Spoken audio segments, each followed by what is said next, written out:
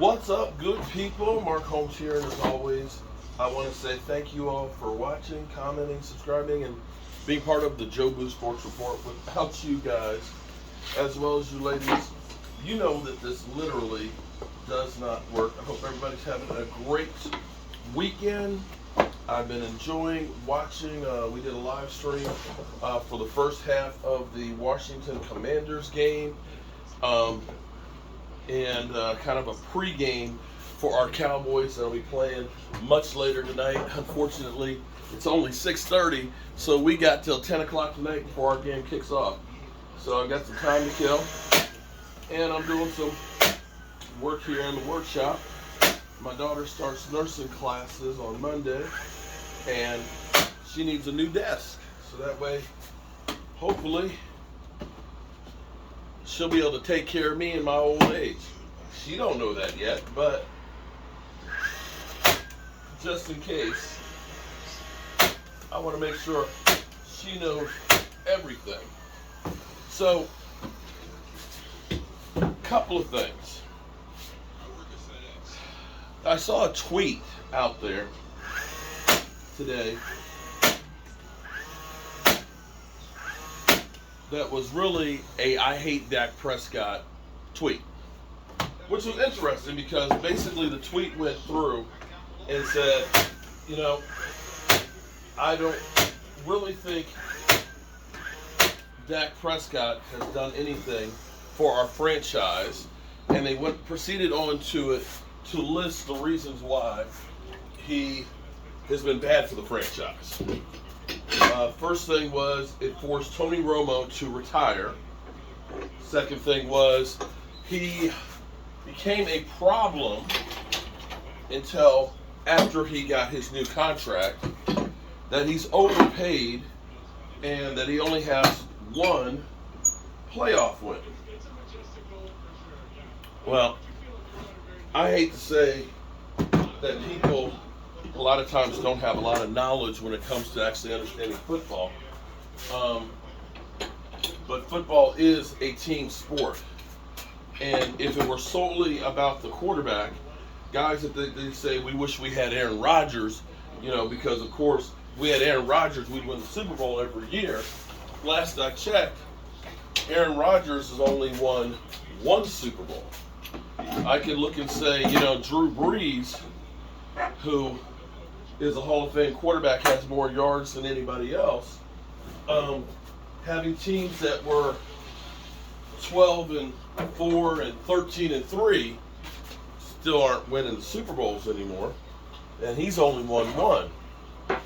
It's a team sport, but be that as it may, their whole point was if the Cowboys were to just get rid of Dak, we could just sign a stud rookie quarterback on a rookie contract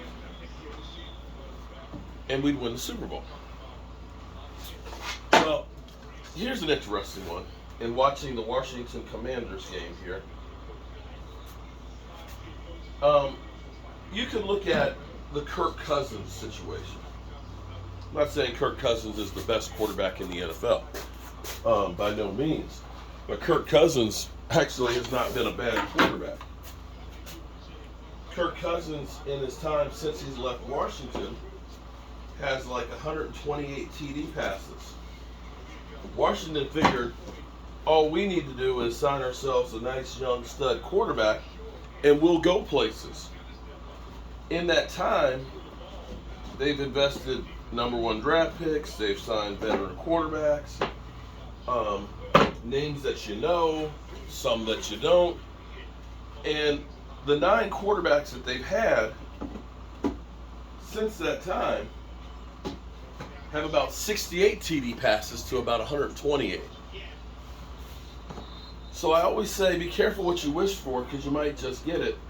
And sometimes the grass isn't greener on the other side like you think. Now, Carson Wentz. Woo, boy. My son Rio is excited because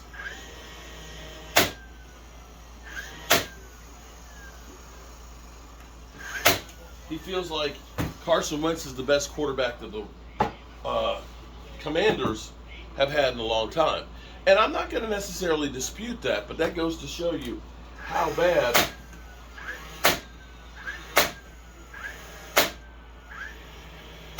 the quarterbacks have been that have been going through Washington.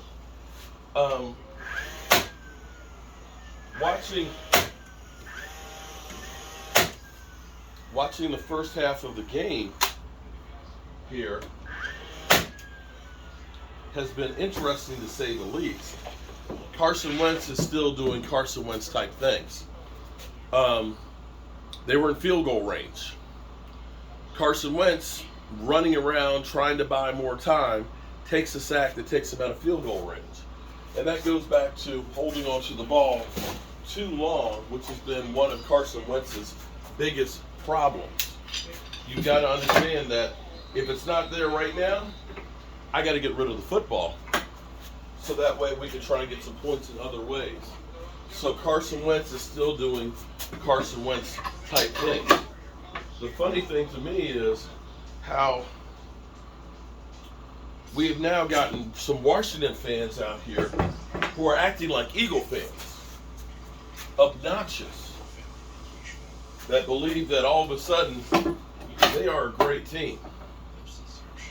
I'm kind of old school, where I believe don't count your chickens before they hatch. And a lot of you who've never had chickens don't seem to understand that. And what that means is you may have a whole bunch of eggs and you think that you're going to have lots of chickens, but a lot of those eggs won't hatch. So you might want to wait till they hatch before you start counting them to know how many chickens you're actually going to have. And this is something that you Eagle fans haven't quite learned yet either. Because you guys, you mother humpers, have been counting a whole lot of chickens. A whole lot of chickens. And I understand about wanting to be confident about your team and believing in your team. We all should feel good about our team. But y'all guys have taken it overboard. You mother humpers have gotten to be just like, you would think that you guys just won the Super Bowl. You're coming off of a Super Bowl year and you got, 20 new players that just make you that much better. I get it. You signed some free agents. You feel better about it. But you might want to see how they all actually work together. Since you've only played one preseason game. And you had one drive that was perfect. One drive does not a season make. Just some words from a guy who's been around for a long time. Just some thoughts. We'll be watching the Eagle game tomorrow too. We'll be live streaming my son Philly. And we'll see how they play. Don't know if your starters will be playing. But if they are, we'll be watching. And now I've got some time to kill before the Cowboys play tonight. I guess I can get me a couple more coats of varnish on here. And then tomorrow I put this sucker together.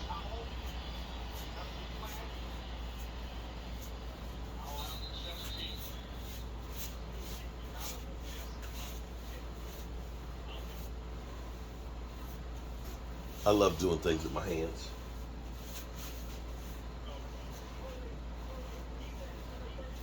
This is better than that IKEA shit.